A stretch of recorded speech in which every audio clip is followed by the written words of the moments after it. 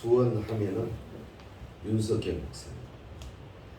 그전에는 저쪽에 계셨는데 이쪽으로 또 조금 더 새로운 감이 있습니다. 벌써 10주년 됐네요. 세월이 참 빨리 가네요. 하여튼 하나님이 하신 일을 가만히 보면 사람마다 은사를 여러 가지로 주셨는데 어떤 사람은 뭐 이렇게 뭐랄까요, 큰 조직을 운영하는 은사를 받고, 어떤 사람은 발 씻기고 격려하고 어려운 이웃들을 위해서 취미 자원 봉사하고 그런 은사를 받는 분도 있고, 또 어떤 사람은 성경을 연구를 잘해서 이거를 하나님의 말씀으로 잘 전하는 그런 은사를 가진 분도 있고. 제가 보니까 우리 윤 목사님은 다 갖춘 것 같아요.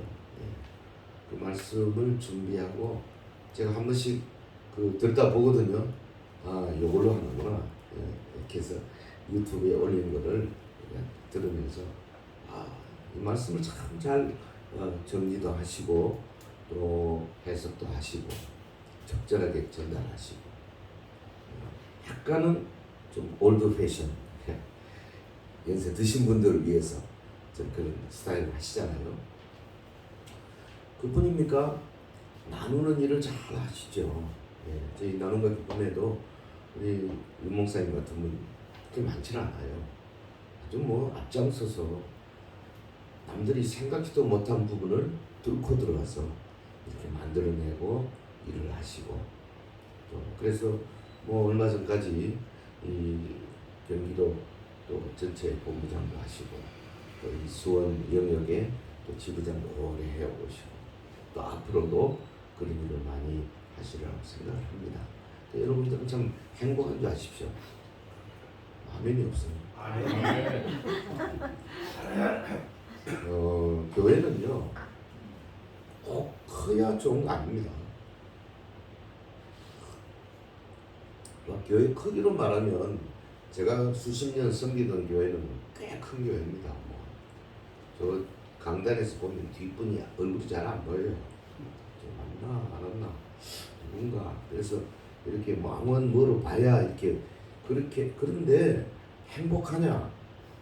어떤 때는 행복하지만 어떤 때는 별로 뭐랄까요, 교감이 잘 안 온다. 뭔 말이냐면 우리 집안 식구들끼리 앉아서 밥 먹고 하는 거 하고, 저기 호텔에 수백 명 모인 자서 이렇게 무슨 리셉션 하는 데 가보세요. 끼게 봐야 그 근처에 있는 레스토랑 식탁에 있는 분들만 이야기하고 그냥 돌아오는 거예요. 그렇기 때문에 교회는 본질적으로는 너무 크면 안 되는 겁니다. 저는 개인적으로 교회는 500명 이상 하면 안 된다고 생각해요. 그래서 자꾸 짜내줘야 돼요. 자꾸 나눠줘야 돼요. 그럼 뭐가 있어야 되냐? 교회는 물론 예배하는 교회죠. 그리고 그 다음에 뭐가 있어야 됩니까? 교제가 있어야 돼요. 교제. 성도들이 이름을 다 알아야 돼요. 서로. 저분이 어떤 분이고, 저분이 뭐를 위해서 지금 요새 기도하고 있나, 어떤 문제에 지금 고민을 가지고 있는가, 혹은 내가 저분을 위해서 뭘 해주면 좋아할까, 이런 것들을 서로 알고 나누는 그런 교회여야 된다고 말이죠.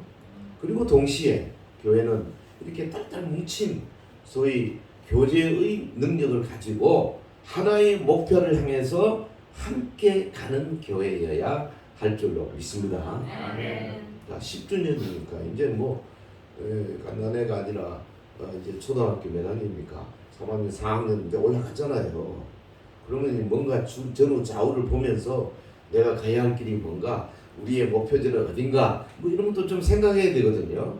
처음 개척하면 바쁘니까 그냥 엄마한테 젖달라고 하고 배고프다 하고 그게 다지만, 이제 어느 정도 공부도 하게 되고 힘도 생기게 되고 친구도 만나게 되고 이렇게 되면 삶이 달라질 수밖에 없는 거죠.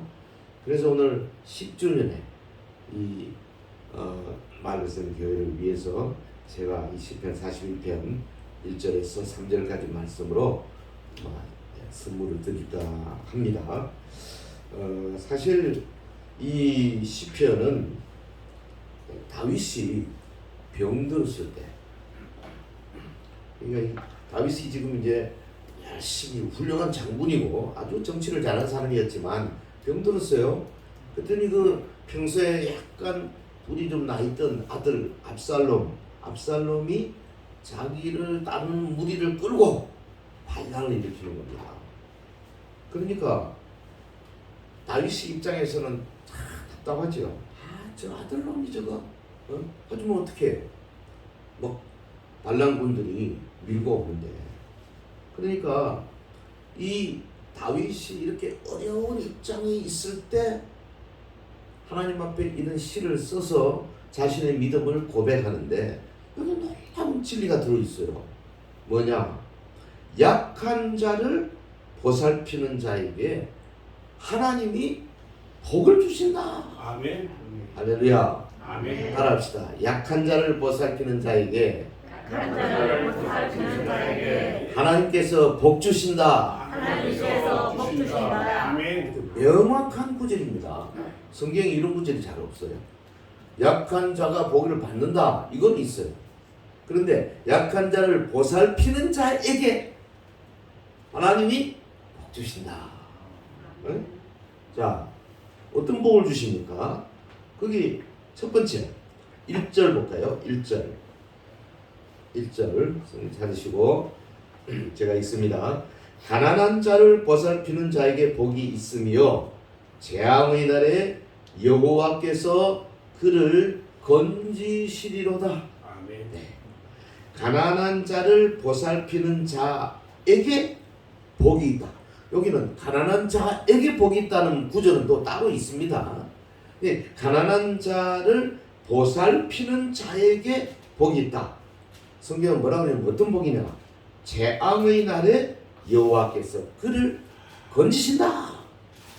구원하신다. 어려울 때, 우리가 어려움을 많이 받을 때 우리를 구원해내시는 복을 주신다 이거죠. 자, 좀 더 살펴봅시다.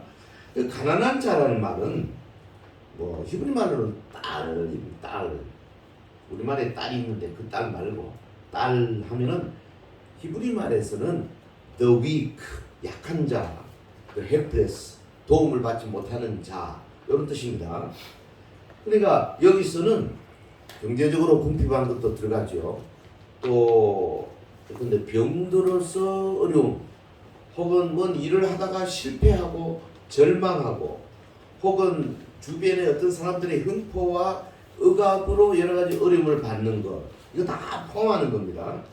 지체장애자나 고아나 과부나 나그네나, 그리고 구약에서는 레위인까지 의미합니다. 가난한 자, 딸이라는 것. 근데 이 가난한 자, 사회적으로 비천한 상태에 있는 약한 자들에 대해서 제일 관심이 많은 분이 누구냐면 주님이세요. 네, 믿습니까? 아멘. 주님이 먼저 관심이 있어요.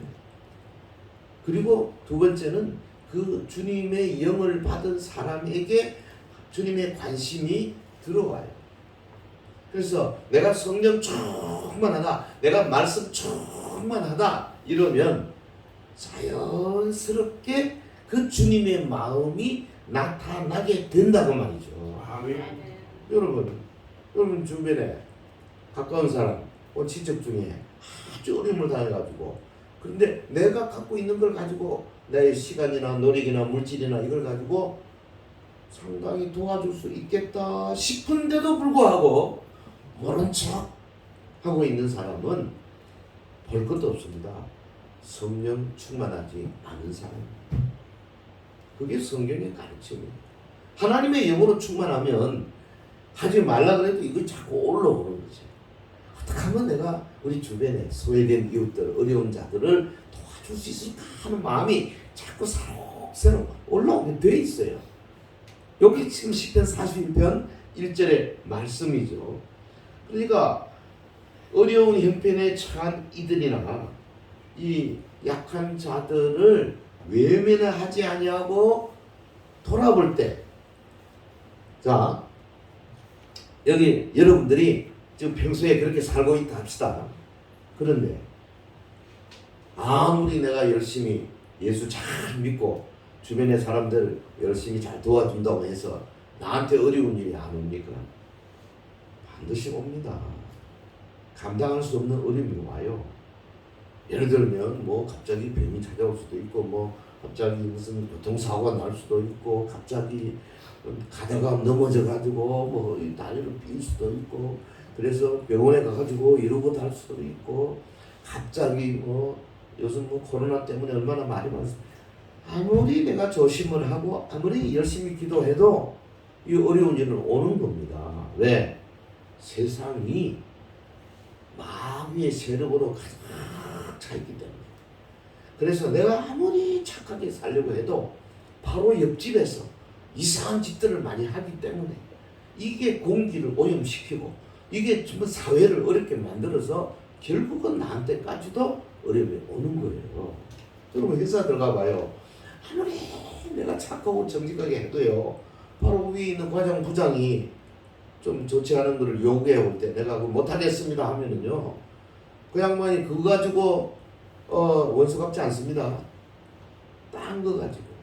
그래서 뭐 고가 점수를 안 주게 한다든지 뭘 하든지 해가지고 결국은 그 직장에 못 있게 만들어버리는 거예요. 이게 세상이에요. 본문은 뭘 말하고 있느냐. 그런 것들이 옵니다. 그런데 평소에 제가 어려운 이웃들을 위해서 사랑의 손길을 펴고 있을 때 근데 내가 어려움을 당했습니다. 주님이 너 그동안에 수고했어. 내가 이번에는 너를 도와줄 차례야. 그 이야기예요 이게 지금. 이게 보험 든 거예요. 보험. 할렐루야. 아멘. 얼마나 중요한 말씀인지 몰라요. 예? 평소에는 아무것도 안 하고 있다가 어려운 일을 닥치면 그때 가서 주야 하고 산으로 올라가서 막 음식하고 그런 사람 많이 봤어요. 저도 힘들어요. 그런 사람들은 보통 보면 너는 부러지지라 그러면 내가 너를 돕겠다 입을 크게 벌리라 뭐 이런 건 잘 외우더라고. 평소에 잘해요. 평소. 주님이 그거 다 기억해 놓고 계십니다. 야, 너 내가 기회를 많이 줬잖아. 너 뭐 했어 그동안에? 그래서 오래 참고 계세요. 물론 주님의 자녀라면 매달리면 도와주세요. 기어코라도. 하지만 고속도로가 있다니까 평소에 잘하세요. 아멘. 아멘. 그게 첫 번째고 두 번째 2절에 보면 여호와께서 그를 지키사 살게 하시리니 그가 이 세상에서 복을 받을 것이라 주여 그를 그 원수들의 뜻에 맡기지 마소서. 원수들이라는 말이 나와요. 평소에 내가 나보다 더 어려운 이웃들을 잘 도와주고 있었으면 이제는 하나님께서 내려다보시고 내가 원수들로부터 핍박을 받게 될 때 내 주변에 내가 감당할 수 없는 힘이 몰아칠 때 그때 주님이 나를 보호해 주신다. 할렐루야. 이게 굉장히 중요한 겁니다. 자, 우리 지금 1절 우리가 읽은 거는 무슨 뜻이냐면 어려움이 올 때 하나님께서 그 어려움을 이길 수 있는 여러 가지 방편을 마련해 주신다 하는 의미에서 우리를 환난에서부터 구원해 내신다. 구원의 복이라고 한다면 더 나아가서 예수 그리스도로 말미암아 천국으로 인도하는 구원의 복이다. 그렇게 말한다면 이 두 번째 복은 뭐냐? 원수 문제입니다. 원수들에게서 지켜주신다. 다윗이 말하는 원수들은 사실은 뭐 어마어마하게 많았죠. 지금 당장은 자기 아들 압살롬이 군대를 이끌고 다윗을 치려 보니까 원수지요. 그들을 따르는 수많은 장수들이 있었죠. 혹은 다윗이 망하기를 기다리고 있는 수많은 사람들, 사울의 자손들이 있었죠. 혹은 뭐 블레셋, 혹은 모압, 암몬, 에돔, 저 위에 아수르, 뭐 많은 민족들이 다윗이 무너지기를 기다리고 있었죠. 그런데 평소에 하나님께서 주신 그 긍휼한 마음을 가지고 어려운 이웃들, 객과 고아와 과부와 장애인들과 사회에 소외된 이웃들을 위해서 조금이라도 내가 할 일이 없는가 찾아 나서는 이 활동하는 신앙인들에게는 하나님이 다 정답 기록해 놓으셨습니다. 그래서 원수들이 나를 급박해 올 때 하나님이 그 원수들의 손에서 지켜주신다. 아멘. 할렐루야. 아멘. 아멘 소리 그거밖에 안 나옵니까? 우리의 원수들로부터 지켜주신다. 아멘. 하나님은 믿음으로 고백할 때 너 확실하게 믿음으로 아멘 하는구나. 그럴 때 더 한 5 줄 걸 10을 주고 20 주고 이러세요. 하나님의 창고에는 끝이 없어요. 아멘. 아무리 내려주셔도 절대 비지 않습니다. 아멘. 예, 그러니까 아이고 내가 너무 많이 받으면 다른 사람들이 못 받지 않나? 저는 그런 생각도 없어요. 예. 은행은 제 아무리 뭐 돈이 많다 하더라도 여러분 보세요. 우리 은행 가서 내가 막 너무 돈을 많이 찾아오면 은행이 비어서 곤란하다. 내가 참아야 되겠다. 그럴 사람 없어요. 이재용에 가서 지 돈 다 가져와도 은행은 그 정도는 되는데 그러나 실제로는 약간 줄죠. 아무리 많다 그래도 좀 줄긴 줄어요. 근데 하늘은 그렇지 않습니다. 하늘은 우리가 아무리 복을 많이 받아도 그대로 무한대입니다. 무한대. 아멘. 그 하나님이세요. 그러니까 옆에 사람 은혜 받고 옆에 사람 축복 받다고 쉽게 짓도 하지 마세요. 그것도 주시고 나도 주시고 할렐루야. 아멘. 이렇게 좋은 법이 어디 있어요? 나는 성경에 이 시편 41편 1절에서 제가 3절까지만 읽었지만 사실은 저 밑에 쭉 나옵니다. 그 내용이 다 나오는데 이 시편만큼 귀한 시편을 찾기 힘들어요. 보세요. 지금 여기 원수들이 나를 공격해서 내 삶이 위축되고 암울해지고 이렇게 할 때 뭐라 그랬습니까?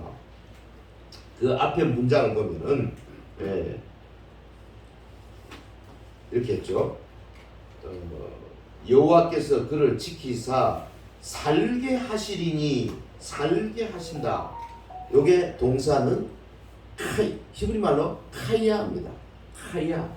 이게 뭐냐면 막 그 생물이 반짝반짝 막 어떻게 할까? 저 부산 자갈시장 가보면 지난번에 가보니까 그 고기 하나 광어 한번 잡아보려면 이놈이 이만한 놈이 팍 뛰더라고요. 잡을 수가 없어.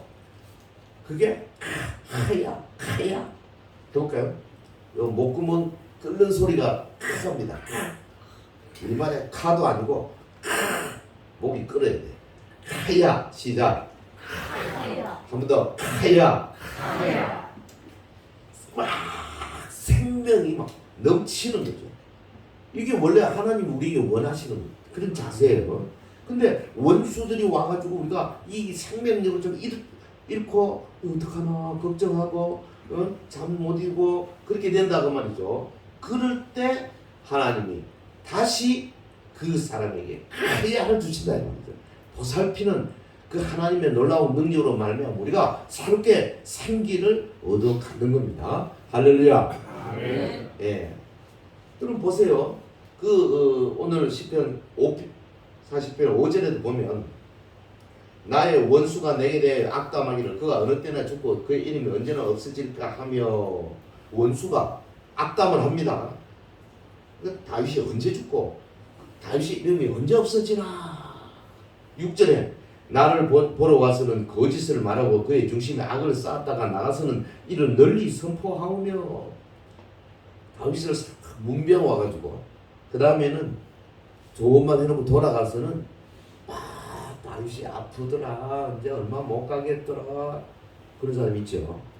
아니 좋게 이야기했는데 돌아가서는 엉뚱하게 뒤에서 칼을 꽂는 사람들이 있어요. 지금 다윗이 그걸 노래하고 있는 거예요. 지금 원수들이 나를 이렇게 한다. 그럴 때 하나님께서 나를 그 원수들의 손에서 보호해내시더라. 할렐루야. 아멘. 어느 정도냐?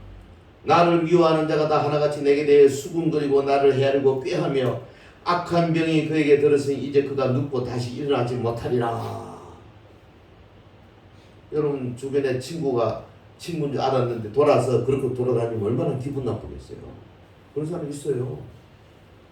구절에 보면 내가 신뢰하여 내 떡을 나눠 먹던 나의 가까운 친구도 나를 대적하여 그의 발꿈치를 들었나이다.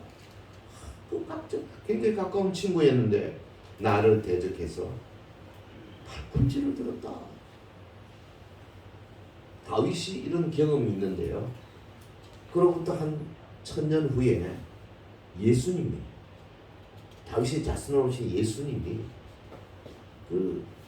바로 이 구절 이용하셨어요. 요한복음 13장 16절에 내 떡을 먹는 자가 내게 발꿈치를 들었다는 성경을 응하게 하려는 것이다. 그러니까 예수님도 3년이나 3년 반 동안은 같이 다니던 제자 중에 가룟 유다 돈계도 맡기고 재정부장 시켰잖아요. 아니 얼마나 믿었으면 그랬겠습니까? 그런데 이 가룟 유다가 완전히 그의 칼을 꽂은 거 아닙니까? 예수님이 다 아십니다. 그래서 다윗이 과거에 그렇게 당한 것 그처럼 나도 내 바로 가까운 친구가 나에게 등을 돌리고 원수 노릇을 한다. 그걸 우리한테 직접 보여주시는 거예요. 그러면서 예수님이 바로 유다를 정죄하지 아니하시고 저주하지 아니하시고 네 할례를 속해하라. 여러분 회개할 기회를 주시면서 그러나 마지막 결론, 마지막 선택은 가론들에게 맡기는 거죠. 이게 우리 주님의 방법이에요. 여러분이 혹시나 믿음의 숨 흔들흔들할 때 하나님은 여러 가지 각도로 계속해서 다시 한번 생각해 볼 기회를 주시고 회개할 기회를 주시고 그렇게 하십니다. 그런데 마지막 결단은 누가 하는 거예요? 내가 하는 거예요. 그래서 제가 다시 돌아와 회개하고 주님 품으로 들어오면 감사하고 그렇지 않아더라도 결국은 자기가 결정한 대로 갈 수밖에 없는 거죠. 여러분 보십시오. 이 지금 다윗이 말한 이 원수 이 개념은 신약에 와서는 어떻게 되느냐? 원수가 곧 마귀의 개념으로 바뀝니다. 그래서 성도들은 마귀와 더불어 싸운다. 이게 에베소 6장의 12절에 나오잖아요. 우리의 싸움은 혈과 육을 상대하는 것이 아니요 통치자들, 권세자들, 이 어둠의 세상 주관자들과 하늘에 있는 악의 영들에게 대한 것이다. 마귀와의 싸움이에요. 다르게 표현하면 우리가 평소에 나보다 어려운 사람, 참 힘든 사람, 기도가 필요한 사람 같이 기도해주고 같이 울어주고 또 또 필요하면 내가 물질로 도울 힘이 있으면 좀 도와주기도 하고 시간 가서 내가 같이 동행해 주기도 하고 함께 여러 가지 좀 이 사회에서 동거동락하는 삶을 사는 사람이 마귀의 공격을 받을 때 오늘 저와 여러분이 딱 그 해당됩니다. 마귀가 공격이 올 때 어떻게 여러 가지로 공격하죠. 주로 마귀는 생각을 통해서 공격합니다. 그 마귀는 때로는 우리에게 병을 줄 수도 있어요. 때로는 우리 자녀 혹은 주변에 많은 사람들을 동원해가지고 나에게 공격할 수 있어요. 그럴 때 하나님이 이렇게 말씀하셨습니다. 내가 너를 마귀의 손에서부터 건져내리라. 할렐루야. 아멘. 이게 보통 일이 아니에요. 11절에 내 원수가 나를 이기지 못하오니 주께서 나를 기뻐하시는 줄을 내가 알았나이다. 마귀로부터 보호받는 거죠. 구약은 이런 직설적으로 마귀에 대해서 많이 말하지 않습니다만은 그러나 예수님을 거쳐가면서 이제는 구약의 여러 대적자들이 사실은 상징적으로는 마귀와 그 세력이 되는 거예요. 이스라엘에게 아수르나 바벨론은 오늘 우리들에게는 교회를 향한 이 세상의 무서운 흑암의 세력들을 의미하는 거예요. 오늘 저와 여러분이 정신을 바짝 차리고 이 영적인 전투에서 주님의 도우심을 받고 날마다 성전가를 부르며 갈 수 있는 유일한 길은 뭐냐? 내가 주님과 더불어 교통하면서 동시에 또 하나 내 주변에 어려운 이웃들에게 거침없이 도움의 손길을 펴는 그런 이웃사랑의 삶을 사는 겁니다. 할렐루야. 아니 이웃사랑 산다고 뭐 주님이 날 도와주시는 무슨 상관이 있냐고. 그렇지 않습니다. 왜? 주님은 우리 주변에 있는 객이나 고아나 과부를 불쌍히 여기시기 때문에 내가 그들에게 손을 베풀 때 주님이 바로 우리 편이 되신다는 말이에요. 그래서 마귀의 세력을 이길 수 있도록 만들어 주시는 이 원리가 여기 있는 겁니다. 자, 하나 더 합시다. 그 다음에 세 번째 3절에 나와요. 약한 자를 돕는 자에게 주시는 하나님의 복, 병을 고쳐주신다 그랬어요. 3절 다 같이 한번 읽어볼까요?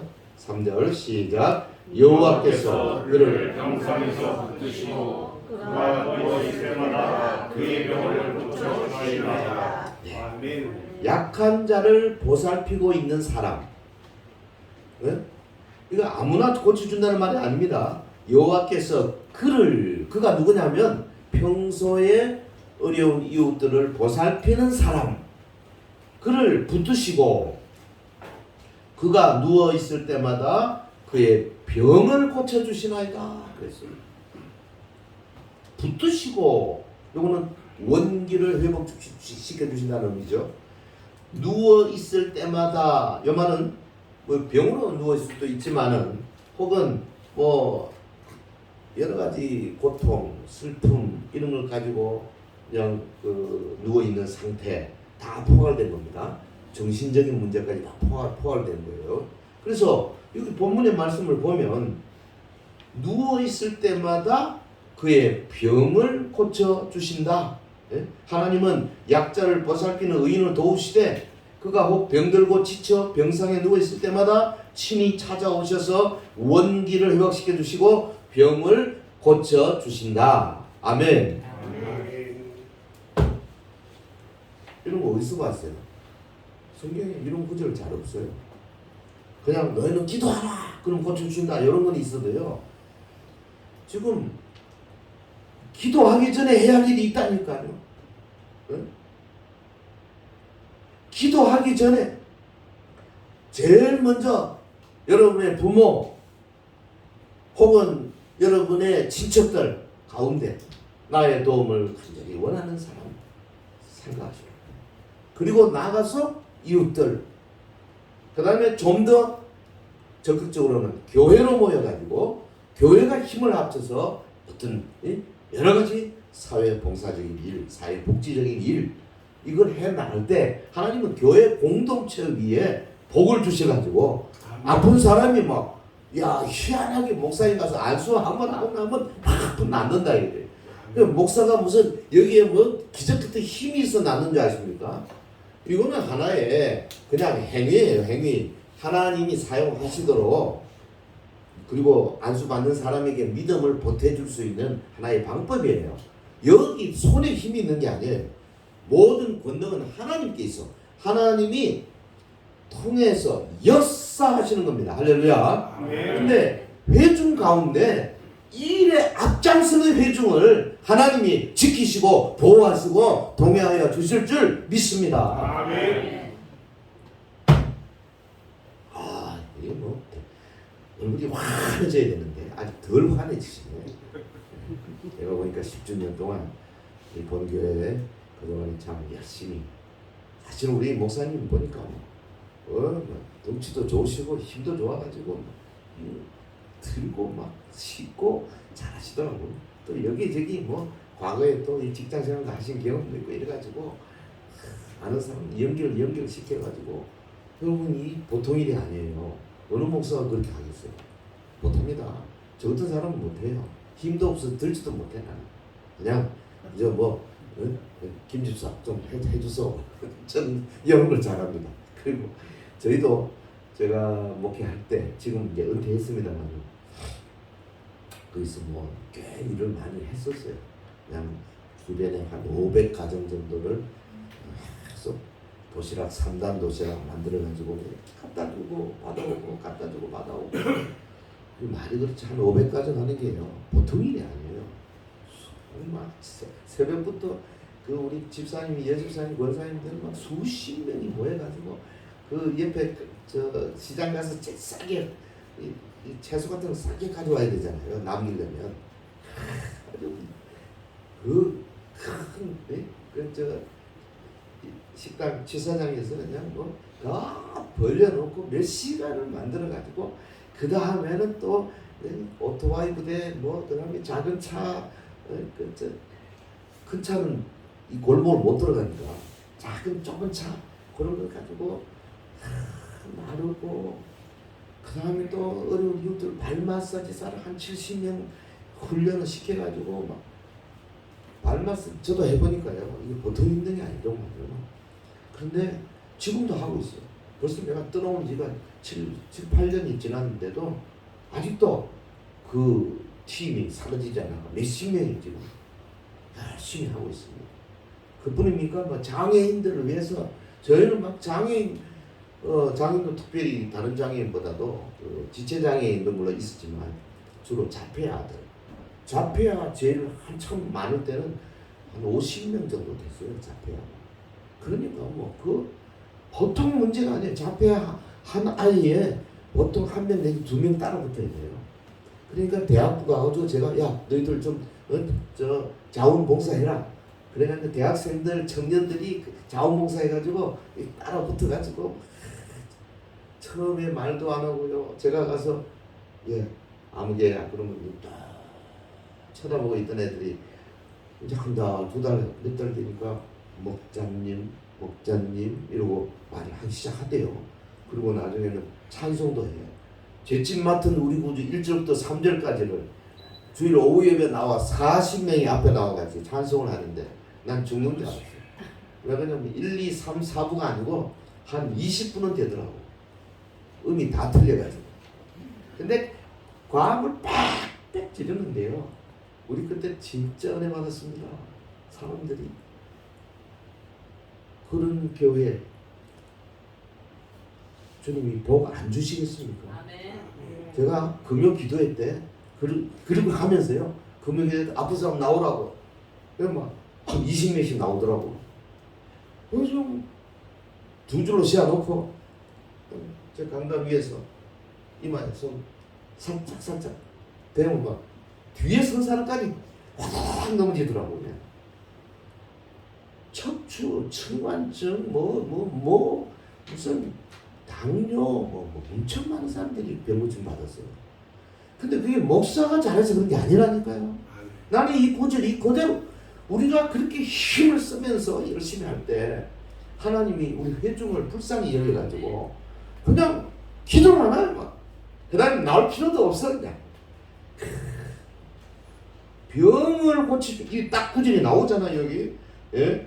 병을 고쳐 주신 나이다. 아멘. 믿으세요.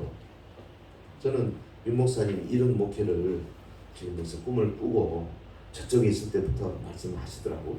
또 여기서 이렇게 하시는 거 보고 야, 참 훌륭하다. 정말 훌륭한 겁니다. 얼마나 어렵겠나. 쉽지 않을 텐데. 응? 말씀을 맺겠습니다. 약한 자를 보살피는 사람이 왜 복을 받는 사람이냐? 그것은 다른 말이 아닙니다. 예수님을 닮은 사람이 되기 때문에 그런 거죠. 예수님이 그런 사람이셨어요. 예수님은 센 사람보다는 아주 어렵고 힘들고 병들고 그 당시 죄인들, 세리들, 장기들 이런 사람들 편에 쓰신 분이에요. 주님이 원래 그런 심성을 가지셨어요. 그러니까 우리가 정말 여리고로 내려가다가 강도 만난 사람, 그 사람을 도와주는 사마리아 사람처럼 그 심성을 가지고 우리의 일상생활에서 여러분의 가정에서 혹은 구역에서 혹은 교회적으로 꾸준히 하고 있을 때 놀라운 일이 생긴 무슨 일이 뭐니 해도 어려운 일이 생기죠.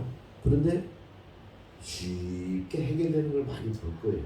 아멘. 자녀가 회사에 가서 이러쿵저러쿵 상당히 어려운 일이 생겼는데 희한하게 어느 도와주는 힘이 있고 뭐 자기도 모르게 이게 해결돼. 여러분 영적으로 마귀와 더불어 싸우는 그런 어려운 문제 있어.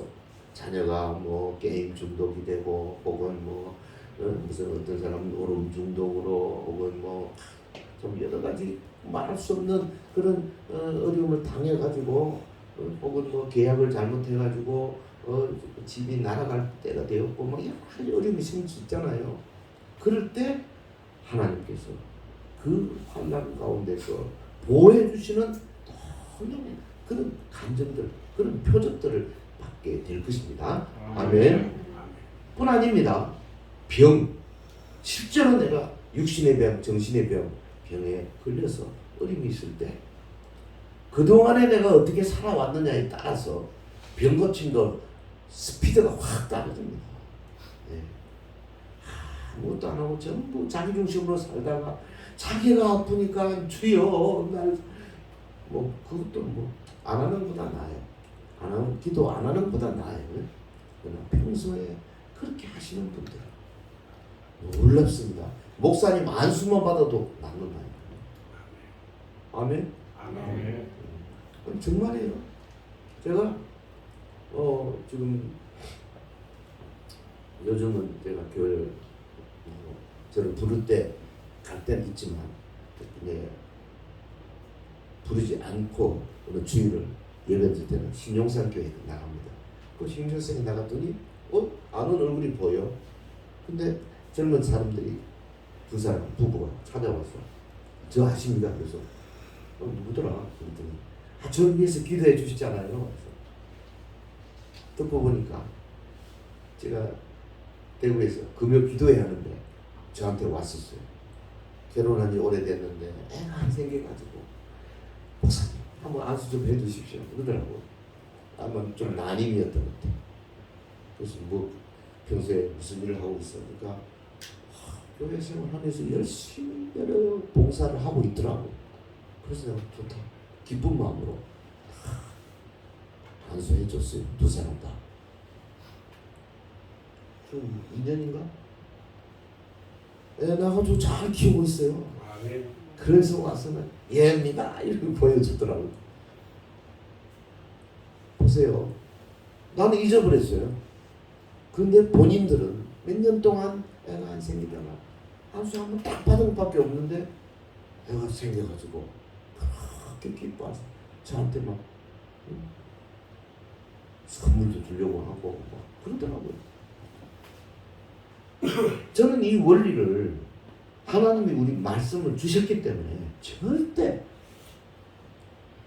쉽게 생각하면 안 된다고 생각합니다. 아주 무겁게 생각하시길 바라요. 우리 가운데 정말 힘들어 오는 사람 많이 있을 거예요.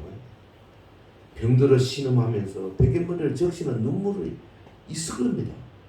여러분이 한번 자신만 돌아보지 마시고 주위를 돌아보시고 내가 저분들에게 뭘 할 수 있을까? 다 할 수 있는 거 없어요. 내가 할 수 있는 작은 분야, 하나님의 나라를 위해서 자신의 생애를 불태우는 주의 종들이 갖고 있는 아픔이 있을 거예요. 그래서 이 앞장서서 교회를 이끄는 목사님이 어떤 문제가 있는가? 내가 좀 도울 길이 뭐가 있는가? 어느 면에 내가 격려를 해줄 수 있을까? 우리 전도사님에게 내가 어떻게 도와줄 수 있을까? 혹은 우리 권사님이 요새 뭐 얼굴이 좀 어둡던데 무슨 문제가 있을까? 내가 어떻게 하면은 좀 힘이 되어 줄 수 있을까? 평소에 이런 생각들로 가지고 있으면 하나님이 짝을 지어 주세요. 복 받을 수 있는 길로 연결해 가신다. 그렇게 했어요. 나중에 주님 앞에 섰을 때 너 뭐 하다 왔냐? 참 돌아보면 내 뒤에 그동안에 걸어왔던 길이 이래 해서 정말 주님이 기뻐하시는 일을 나름대로 부족하지만 열심히 하다 왔습니다. 영혼에게 전도하는 것 중요한 일입니다. 그리고 그 영혼에게 사랑을 베푸는 일은 더욱더 중요한 일입니다. 이 일에 총석에서 여러분 앞으로 10년 또 다음 20주년 30주년 갈 때 이 교회가 더 번성하고 하여튼 크기보다는 복받은 사람이 많은 교회 되기를 주의 이름으로 축원합니다. 아멘. 기도합시다.